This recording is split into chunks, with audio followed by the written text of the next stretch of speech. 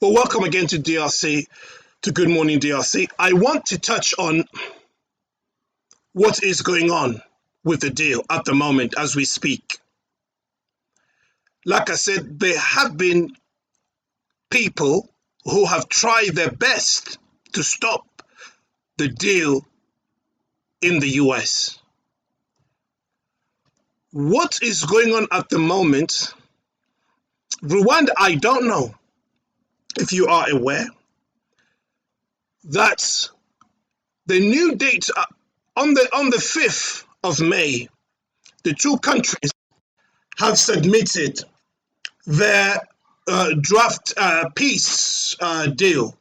So this draft is being received by Masad Boulos, who is the special advisor to Trump, and he's basically reading into this draft that has been given to him because, as I said, before this agreement can be signed, there are things that need to be addressed. And both countries, both countries, I wanted to say, where's the M23?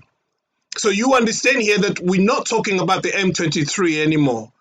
Because like I said, the Americans who understand the genesis of this, because they're the ones who started this using Kagame, Kagame cannot throw those pretexts to them. It's the FDLR.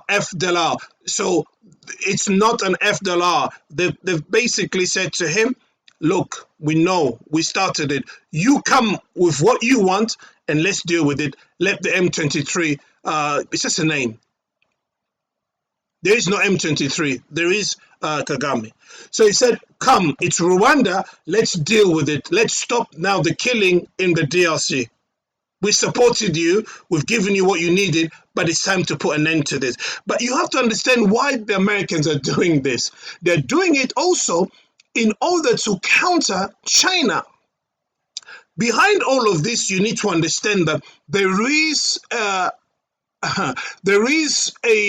race. When I say race, to build. What's the terminology that I'm looking for? It's all about becoming a superpower. Understand that China can be considered a superpower as we talk now. The arms race, that's the word, the arms race that is happening at the moment, you need minerals to do it. The artificial intelligence, the technology of our days now, you need resources to do it. The raw material for all of this would come from the DRC. And do you know at the moment that China has a foothold, RE gets about 60% or 70% of the minerals of the DRC goes to China. And for many years, the US didn't have as much access to the minerals as China did. And if you understand this economic war, you've seen the tariffs, for example, how these tariffs have gone off the roof. And you understand that China is not going to be messed about anymore. China now can stand toe to toe with the US and tell the US where to go. They are not going to submit to Trump or anybody else for that matter.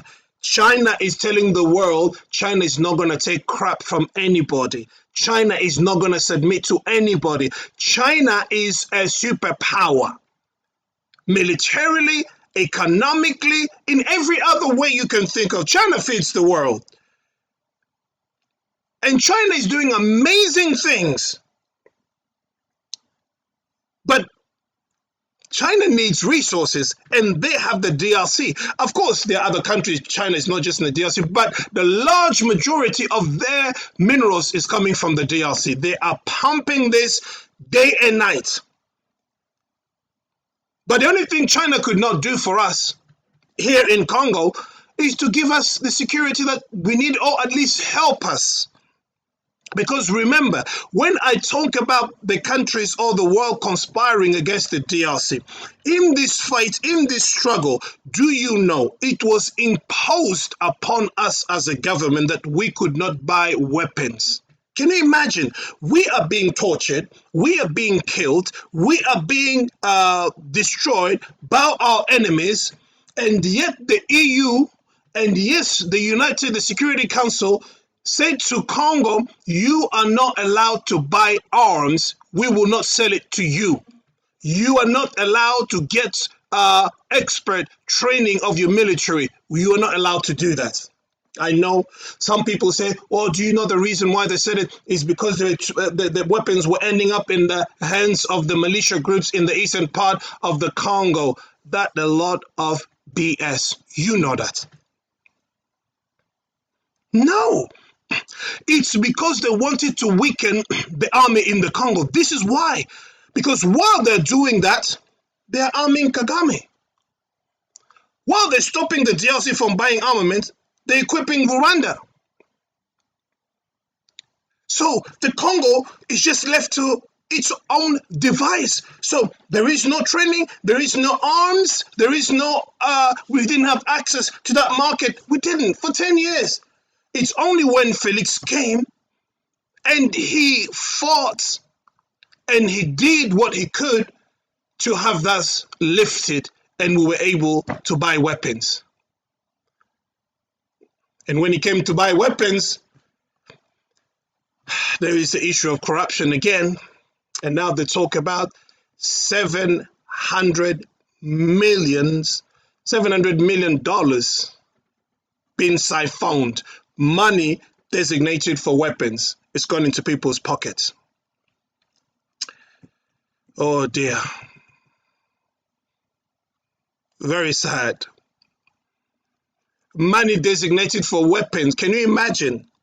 Generals who had money to buy weapons, they decided to buy cheaper weapons and make money. When your country is invaded, when you are in a war, when you need sophisticated weapons, when you need modern weapons to fight for your country, you decide to take the money and go and buy second-hand weapon that is not going to do the job. What a heart and what a mind and what a people.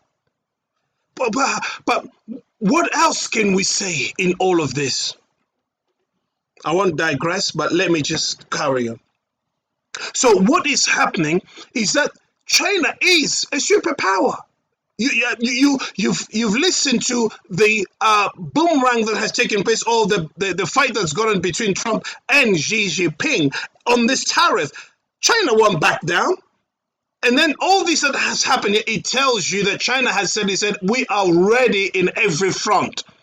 We're not going to be bullied. And right now, the US need access to raw material. But I have to say, I mean, the US is the US. It's still,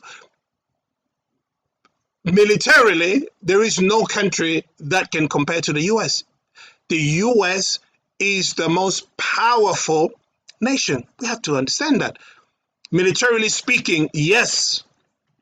Do you know the budget of that they put the money, the budget of the army or just defense in the US?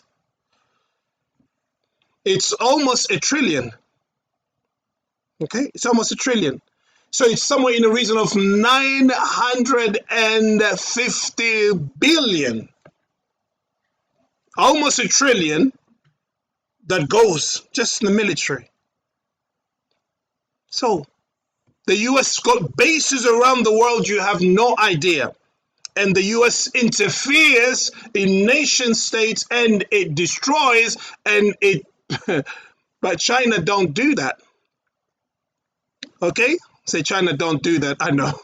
Okay? So China doesn't do it, but China don't get involved in the politics of a country. They come in, they do their business, however way they do it, They do their business. They don't get involved in internal politics and security. But we have to say that, and this is what was a problem as well. In the Congo, China, while we're going through this conflict, and the DRC is having problems with Rwanda, China would not interfere. And I know when it comes to the UN Council, it did raise its voice, towards the end here, but it's never done that.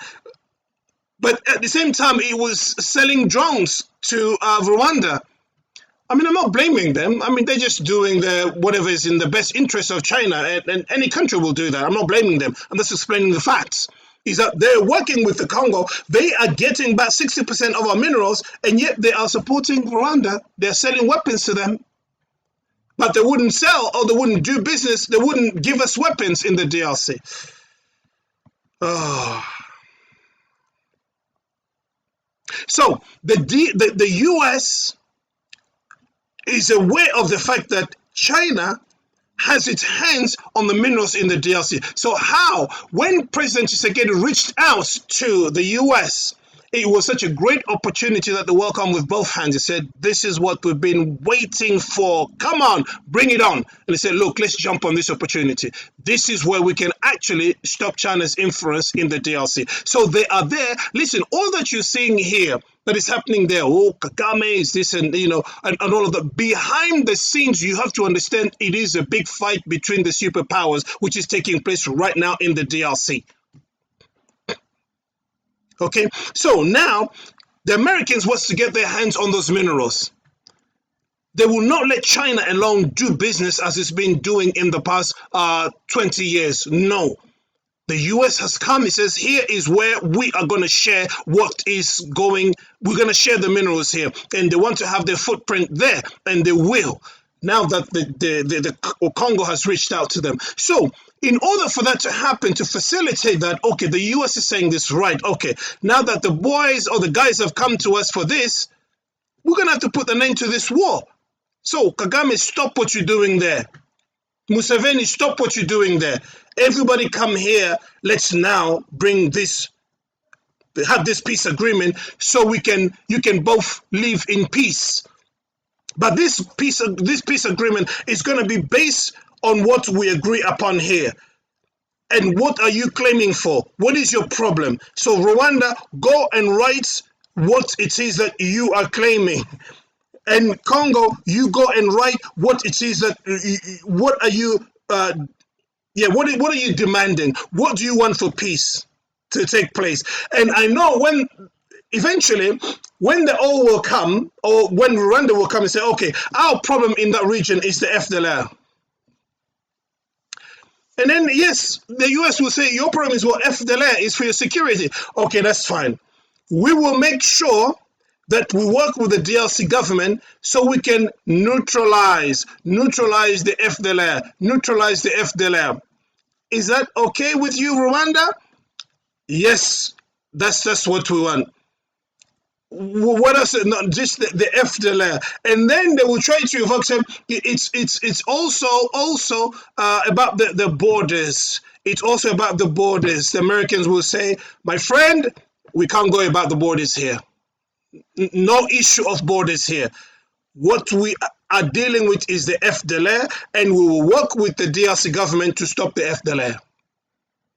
Oh, it's also about the minerals, because the borders, those minerals, they start from DRC and it crosses over to Rwanda. So we need to make sure that we also share and say, oh, okay, write down those things that you think that have crossed borders to your country, and then we can see how we can obviously work on that. Say, okay, yes, okay, Virunga Park. Virunga Park is also, okay, we'll see what we do. So 90% or 95% of Virunga Park is in the DRC.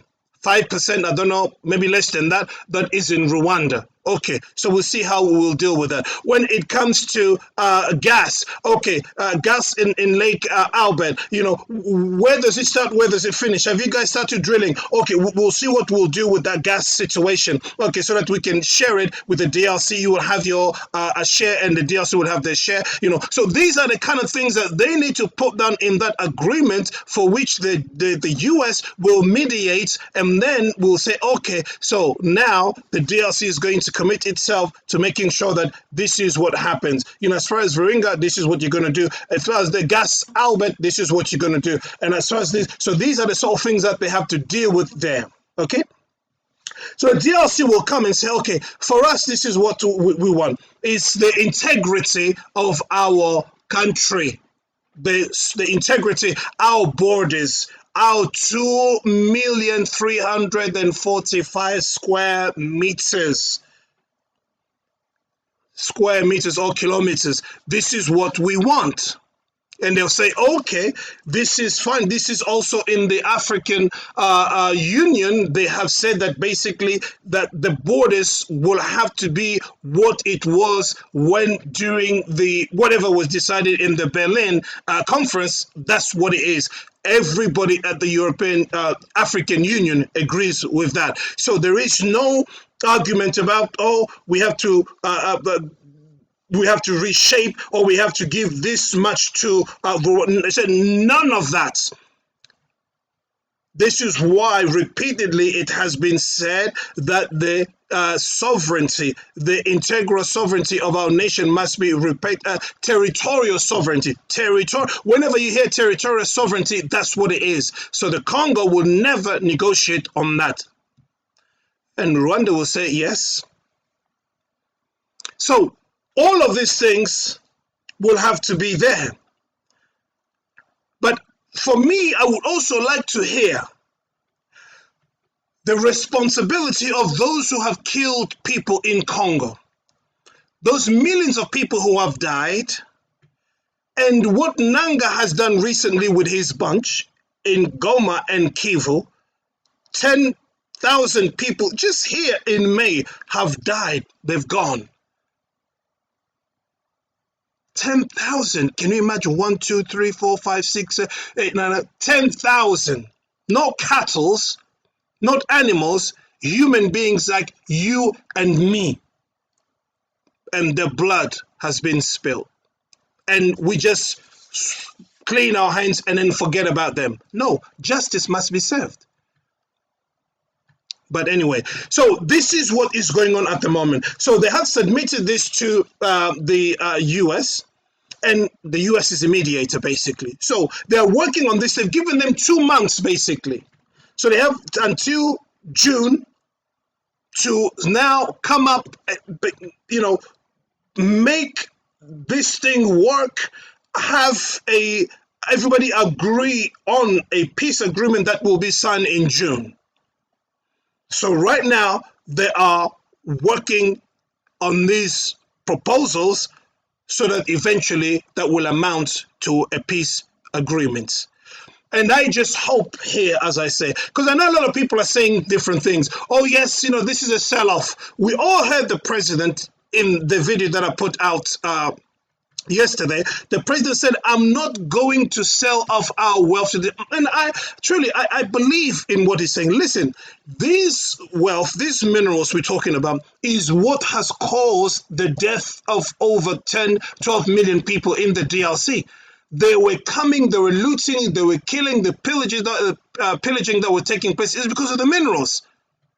So maybe these minerals can also be used to bring peace. So now that the US is involved in this in a positive way, because they've been involved in it in a negative way, that is supporting Kagame to do what he did, but now it can be involved in a positive way in using that to bring about peace. Okay, and when we say that as well, let us understand that we're not saying, we don't have the thinking like, okay, here's our minerals, we give to the US and the US come and protect us. No, it's a business deal. Come on, people, I think you're smart enough to understand that it's a business deal. It's a win-win situation here. And what we have to ask the US is that for those minerals, those those transfer of technology, it must all take place here in the DRC. It depends on how these people negotiate this deal. Okay, that's very, very important. But that's not what I'm here to talk about. The Congolese will negotiate, must negotiate so they can get the best deal for the Congolese people. Okay, so that's basically where we are at the moment. And like I said, beneath what is going on here between Rwanda and the DRC, and we want peace and that, understand that there is this supremacy, there is this war that is going on between China and the US. And France is trying also to get something out of it, and Europe as well. You have to understand, like I said, the DRC houses so much that everybody's eyes is just on the DRC. They won't let go. But the bullies have come in through the front door. That's the US. So they want to kick out the EU. They want to marginalize the Chinese, and they want to get a stake of it. They've been doing that, but like I said, in a wrong way, but now they want to do it in a proper way. So now you will see everybody rallying behind the US. France and the EU and everybody will have to come behind the US and see if they can get something out of it. But I tell you, it's messy. What is going on in our country, it's messy. When you look at the people, oh my God, the victims, we are the victims, we the people. Where are the infrastructure in our country here? Where is it? There's none. Where are the schools? Where are the roads? There is nothing here. Can you imagine, with a budget of $16 billion for this massive country, almost the size of a continent? I mean, what do you do with 16 billion? And like I said, half of it goes for the salaries of the civil servants. What do the people live on?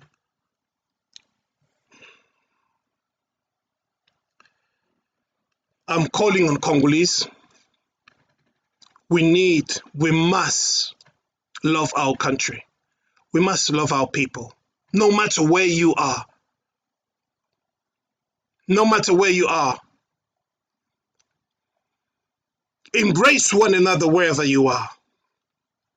Other communities, I see them working together. They are in this, there is no perfect, union or unity, but at least, communities, like somebody said, we don't have communities in Congo. But listen, when you're outside, you must have a Congolese community. You come together, you support each other. If you're in the US, yes, you must have a strong community. If you're in France, yes, you must have a strong community. Some of your people, a concert was going to happen in France here. Just the Rwandan community apparently stood up and they said, no, they can't have it on the 7th of April, blah, blah, blah. And then the Congolese, they didn't have the concert. They had to postpone it because the Rwandan community stood up. Well, look, do you know the population of Rwanda? No more than 15 million. But Congo, more than 100 million. And you are spread out in this world of ours. But what can you organize to have a strong community, whether it's in the US? But do you know the kind of lobbying how much money Rwanda spends on lobbying? Do you know how much? Why can't you do it, you Congolese, wherever you are? Why can you not do it? Why can't you join hands? Why can't you join forces? This is why I'm reaching out to you wherever you are. Come on, get together, become one people, and raise your voice, become strong in whatever it is you're doing. Your God will give you victory. But if you go in dispersed manner and you have no cohesion, you're not working together, you cannot achieve anything of significance. You need to work together. And I will be talking about this some more because I believe that's my mission, to call on my people to work together, to become one, to speak with one voice, and to do things for our nation, for our country. This is the reason why I'm asking you, if you have not subscribed yet, subscribe. Share this link with other people. Invite them to subscribe. We will be talking here about everything. My mission is to you, my Congolese sisters and brothers, and to my fellow Africans, wherever you are. We'll talk about anything that can help us as a people to move forward. Please like and subscribe and share this link. So for me to leave you right now is just to remind you that yes, this peace process or peace agreement is still in motion, but there are oppositions that don't want to see this happen. They are influencing things in the US in the White House level to stop this deal. But Trump has already decided he's going to go ahead with this deal. He will do whatever needs to be done in order for him to have the US involved in the minerals in the DRC. Like I said, even if it means to hold on or to do whatever, he will do it. They will achieve that. But like I said, as far as President Felix Tshisekedi is concerned, maybe his only mission was to stop Kagame and stop the evil plan that was concocted against our country and to preserve the territorial integrity of our country, which will be included in this peace deal that will be talked about in the US that will be signed very shortly. If he can achieve that, then I will consider that he has achieved his mission. And when the elections come, he can go and somebody else can take over and then move things forward. Please do send me your comments. Let me know what you think and we can discuss. As a people, we need to talk. We need to talk. It's very, very important for our survival. Things are changing around the world. You have no idea. But unless we do share and communicate. By the way, if you are in different countries, please tell me. Talk to me, because what is happening in DRC could be happening in your world. If there is situations in your country that you should look at, we're all here basically and mainly talking to Africans out there. Let's help each other. Let's come together. Let's support each other. What we don't want is bad leaders in Africa. We want Africa to be strong. We want Africa to stand together and to grow and move forward and do things. Come on. But I'll talk to you a bit more on that. I'll leave you right now. Take care of yourself. I'll see you in the next video. Bye-bye.